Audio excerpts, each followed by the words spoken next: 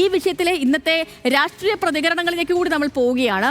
യുവതീ പ്രവേശനത്തിൽ സർക്കാർ നിലപാട് പറയാതെയായിരുന്നു മന്ത്രി പി രാജീവിന്റെ പ്രതികരണം. കോടതി പരിഗണിക്കുന്നത് ഭരണഘടനാ പ്രശ്നങ്ങളാണ്.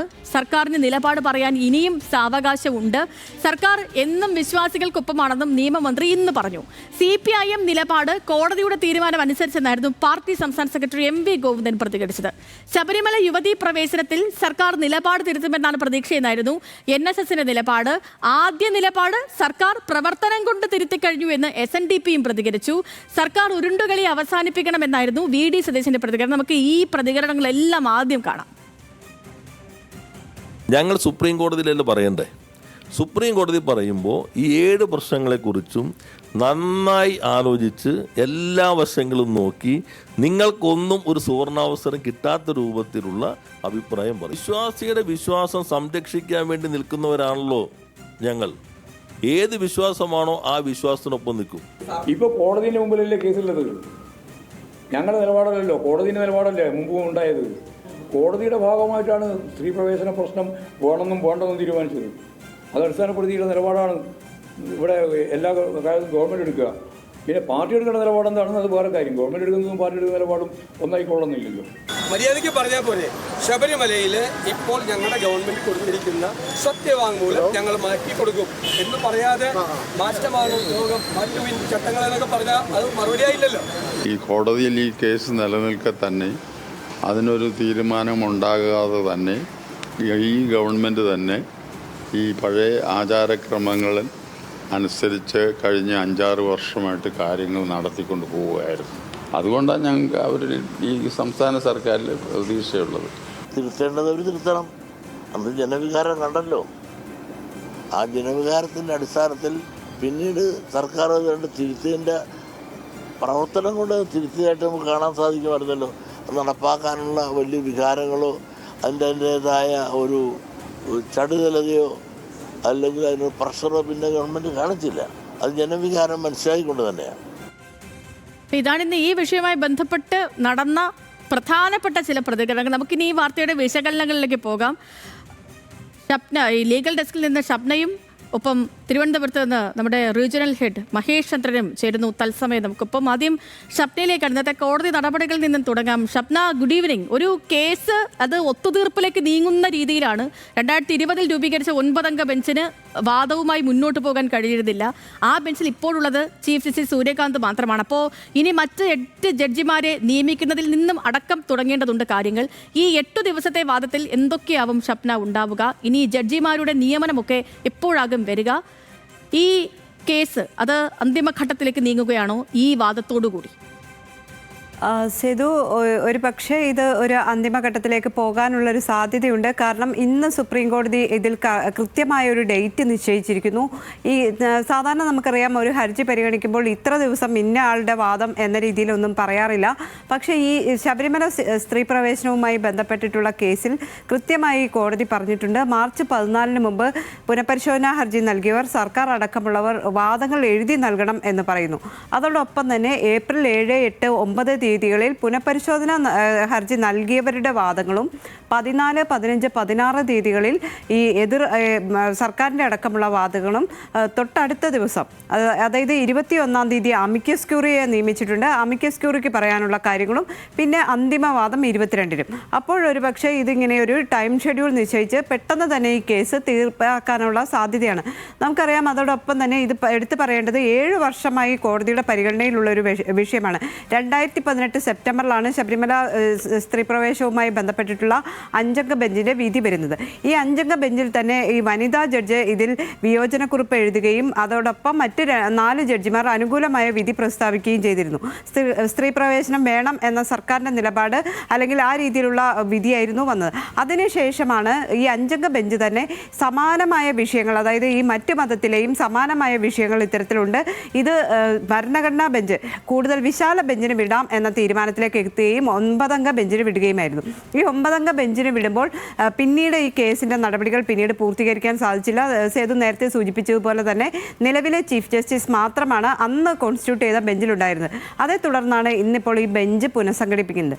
ഏതായാലും ചീഫ് ജസ്റ്റിസ് തന്നെയായിരിക്കും ഈ ബെഞ്ചിൻ്റെ അധ്യക്ഷൻ. മറ്റ് ജഡ്ജിമാരെ ചീഫ് ജസ്റ്റിസ് ഉടൻ തന്നെ നിശ്ചയിക്കുകയും അതോടൊപ്പം തന്നെ ഇത്തരത്തിലുള്ള നടപടികൾ പൂർത്തിയാക്കുകയും ചെയ്യും. ചോദ്യങ്ങൾ പറയാനുള്ള കാര്യങ്ങൾ എഴുതി നൽകണം എന്നാണ് കോടതി പറഞ്ഞിട്ടുള്ളത്. സർക്കാരിൻ്റെ അടക്കമുള്ള നിലപാടുകൾ ഈ തെരഞ്ഞെടുപ്പിന് മുമ്പ് തന്നെ അത്തരത്തിൽ കാര്യങ്ങൾ കോടതിയെ അറിയിക്കണം എന്നും കോടതിയുടെ ഈ ഉത്തരവിൽ നിന്ന് നമുക്ക് വ്യക്തമാകുന്നുണ്ട്. ഏതായാലും ഏപ്രിലോടെ ഇതുമായി ബന്ധപ്പെട്ടിട്ടുള്ള വിഷയങ്ങൾ പൂർത്തീകരിക്കാൻ തന്നെയാണ് സാധ്യത. ഓക്കെ ഷപ്ന, വ്യക്തമാണ്. നമുക്ക് ഈ രാഷ്ട്രീയ വിശകലനങ്ങളിലേക്ക് കൂടി പോകേണ്ടതുണ്ട് ഈ വിഷയത്തിൽ. മഹേശ്ചന്ദ്രൻ, ഒരു തിരഞ്ഞെടുപ്പ് കാലമാണ് ഇപ്പോൾ. എനിക്ക് തോന്നുന്നു ഒരുപക്ഷെ ഇപ്പം ഷപ്ന പറഞ്ഞ് നിർത്തിയത് വച്ച് നോക്കുകയാണെങ്കിൽ ഈ കേസ് ഇനിയിപ്പോൾ പരിഗണിക്കപ്പെടുന്ന ഘട്ടം പോലും ഇവിടെ ജനവിധി വരുന്ന ഒരു സമയമായിരിക്കും. ഏപ്രിൽ മാസമൊക്കെ ഒരുപക്ഷെ നമുക്കിവിടെ തിരഞ്ഞെടുപ്പ് നടക്കുന്ന ഘട്ടമൊക്കെ ആയിരിക്കും. അപ്പോൾ സംസ്ഥാനത്ത് ഒരു തിരഞ്ഞെടുപ്പ് വരുന്നു. ആ തിരഞ്ഞെടുപ്പ് കാലത്ത് ഏറ്റവും കൂടുതൽ ചർച്ചയാകാൻ പോകുന്ന ഒരു വിഷയമായി തീരുകയാണ് വീണ്ടും ശബരിമല സ്ത്രീ പ്രവേശനം. ഇതിൽ എന്താണ് സർക്കാരിൻ്റെ ടേക്ക് എന്നുള്ളതാണ് ഇവിടെ നിർണായകം. ഒരു യെസ് ഓർ നോ പറയാനുള്ള സമയമായിട്ടില്ലെന്നാണ് നിയമമന്ത്രി പി രാജീവ് തൊട്ടു മുൻപ് മാധ്യമങ്ങളോട് പറഞ്ഞത്. പ്രതിപക്ഷം ഈ വിഷയത്തിൽ ഇതാ സർക്കാരിനോട് രാഷ്ട്രീയ ചോദ്യങ്ങളൊക്കെ ഉയർത്തുന്നുണ്ട്, ഒരു നിലപാട് പറയാൻ ആവശ്യപ്പെടുന്നുണ്ട്, പരമാവധി ഈ വിഷയം ഉപയോഗിക്കുന്നുണ്ട്. അപ്പോൾ എന്താവും ഇതിൽ സർക്കാരിന് മുന്നിലുള്ള വഴി? ഇനിയൊരു സർക്കാരിൻ്റെ ഒരു ടേക്ക് അത് എങ്ങനെയാകും? കാരണം തിരഞ്ഞെടുപ്പ് പടിവാതിൽക്കൽ നിൽക്കുകയാണ്. ഈ വിഷയം നിശ്ചയമായും ചർച്ചയാവുകയും ചെയ്യുമല്ലോ മഹേഷ്.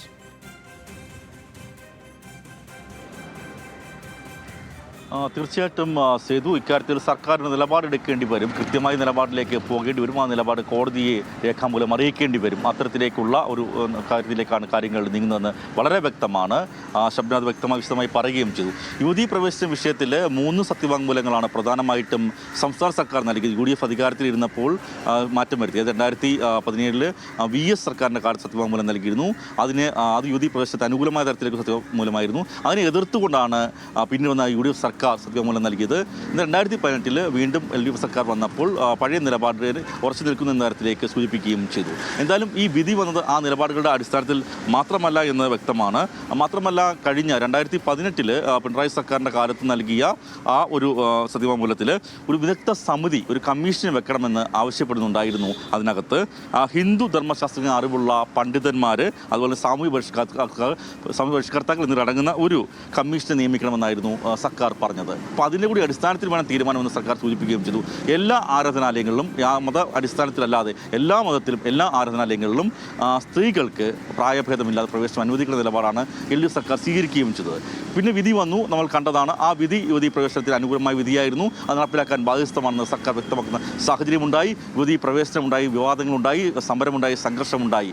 എന്നാൽ പിന്നീട് ഈ വിധി ഇത് വിശദമായ വാദത്തിലേക്ക് മാറ്റിവെക്കുന്ന സാഹചര്യം ഉണ്ടായപ്പോൾ നിലവിലെ വിധി സ്റ്റേ ചെയ്തിട്ടില്ല എന്നുള്ളത് കൂടി നമ്മൾ ശ്രദ്ധിക്കേണ്ടതാണ്. കാരണം നിലവിൽ ആ യുവതീ പ്രവേശ വിധി നിലനിൽക്കുന്നുണ്ട്. പക്ഷേ ആ യുവതീ പ്രവേശനവുമായി മുന്നോട്ട് പോകാൻ സംസ്ഥാന സർക്കാർ തയ്യാറാകില്ല. പാർലമെന്റ് തെരഞ്ഞെടുപ്പിലുണ്ടായ തിരിച്ചടിയോടുകൂടി ജനവികാരം, വിശ്വാസ വികാരം എതിരാണെന്ന് സംസ്ഥാന സർക്കാർ, LDF സർക്കാർ മനസ്സിലാക്കി. അതിൻ്റെ അടിസ്ഥാനത്തിലാണ് അത്തരമൊരു നിലപാട് സ്വീകരിക്കുന്നത്. ഇപ്പോൾ പി രാജീവ് പറഞ്ഞ വാക്ക് വിശ്വാസത്തിനൊപ്പമാണ് സർക്കാർ എന്നാണ്. സുവർണ അവസരം, അതായത് ആർക്കും ലഭിക്കുന്ന തരത്തിലേക്കുള്ള ഒരു നിലപാടായിരിക്കില്ല സർക്കാരിൻ്റെ ഭാഗത്ത് ഉണ്ടാവുക എന്ന് പറയുമ്പോൾ ഇത്തരത്തിലേക്ക് മുൻപ് സ്വീകരിച്ചതുപോലെ തന്നെ യുവതീ പ്രവേശനത്തെ കണ്ണുമടച്ച് അംഗീകരിക്കുന്ന തരത്തിലേക്കുള്ള ഒരു നിലപാടായിരിക്കില്ല LDF സർക്കാർ സ്വീകരിക്കാൻ പോകുന്ന ഇത്തവണ എന്ന സൂചനയാണ് നമുക്ക് വ്യക്തമായി പറയാൻ കഴിയുന്നത്. ശബരിമല പ്രത്യേകതകൾ കണക്കിലെടുത്ത്, അവിടുത്തെ ആചാരാനുഷ്ഠാനം കണക്കിലെടുത്ത് കാര്യങ്ങൾ തീരുമാനിക്കുന്ന തരത്തിലേക്കായിരിക്കും ഉള്ള ഒരു നിലപാട് തന്നെയായിരിക്കും സ്വീകരിക്കാൻ പോകുന്നത്. അത് NSS അടക്കമുള്ള സംഘടനകൾ, SNDP അടക്കമുള്ള സംഘടനകൾക്ക് തന്നെയും ഈ നിലപാട് നിൽക്കുന്നു. അവരൊക്കെ വലിയ പ്രതീക്ഷയോടെ LDF ഇക്കാര്യത്തിൽ, സർക്കാർ ഇക്കാര്യത്തിൽ നിലപാട് മാറ്റുമെന്ന് പ്രതീക്ഷിക്കുകയും ചെയ്യുന്നു. അതുകൊണ്ട് തന്നെ അതൊരു നീതി പുലർത്തുന്ന തരത്തിലേക്കുള്ള ഒരു നിലപാടിലേക്കായിരിക്കും LDF സർക്കാർ പോവുക. അതുകൊണ്ട് ഇത്തരത്തിൽ മുൻപ് കാണിച്ച തരത്തിലേക്കുള്ള ഒരു ആദർശം പറഞ്ഞുകൊണ്ടുള്ള ആ നിലപാട് ഉയർത്തിക്കൊണ്ടുള്ള കാര്യങ്ങളിലേക്ക് പോകുമ്പോൾ അത് അപകടം ചെയ്യുമെന്ന ഒരു ആശങ്ക തന്നെ LDF സർക്കാരിനുണ്ട്. അതുകൊണ്ട് തന്നെ ഇക്കാര്യത്തിൽ ശബരിമലയുടെ പ്രത്യേക ആചാരാനുഷ്ഠാനങ്ങൾ മാത്രമല്ല വിശ്വാസികളായ സ്ത്രീകൾക്ക് അവിടെ പോകാൻ അത്ര താല്പര്യമില്ല എന്ന തരത്തിലേക്കുള്ള കാര്യങ്ങൾ അടക്കമുള്ളവയൊക്കെ തന്നെയും ആലോചിച്ച് അതിൻ്റെയൊക്കെ അടിസ്ഥാനത്തിലേക്കുള്ള ഒരു നിലപാടായിരിക്കും സംസ്ഥാന സർക്കാർ സുപ്രീം കോടതിയെ അറിയിക്കുക. വ്യക്തമാണ് മഹേഷ്. ശരി, ഇപ്പോൾ പ്രിയപ്പെട്ട പ്രേക്ഷകരെ, ഈ ശബരിമല കേസുമായി ബന്ധപ്പെട്ടുകൊണ്ട് നമുക്കറിയാവുന്ന പോലെ ഇനി ഇതിൽ സർക്കാരിൻ്റെ നിലപാട് അത് വളരെ വിശദമായി തന്നെ മഹേഷ് ചന്ദ്രൻ പറയുകയും ചെയ്തു. ഇപ്പോൾ നമുക്കറിയാം സമുദായ സംഘടനകളൊക്കെ ഒപ്പം ചേർത്ത് മുന്നോട്ട് പോവുകയാണ്. ഇപ്പോൾ സംസ്ഥാന സർക്കാർ NSS ആകട്ടെ, SNDP ആകട്ടെ, ഇവരുടെയൊക്കെയും നിലപാട് അതൊക്കെ ചേർന്ന് പോകുന്ന ഒന്നായിരിക്കും ഇനി നിശ്ചയമായും സർക്കാരിൻ്റെ ഭാഗത്തുനിന്ന് വരിക എന്ന കാര്യമൊക്കെ നമുക്ക് നിസ്സംശയം പറയുകയും ചെയ്യാം. അപ്പോൾ നോക്കാം.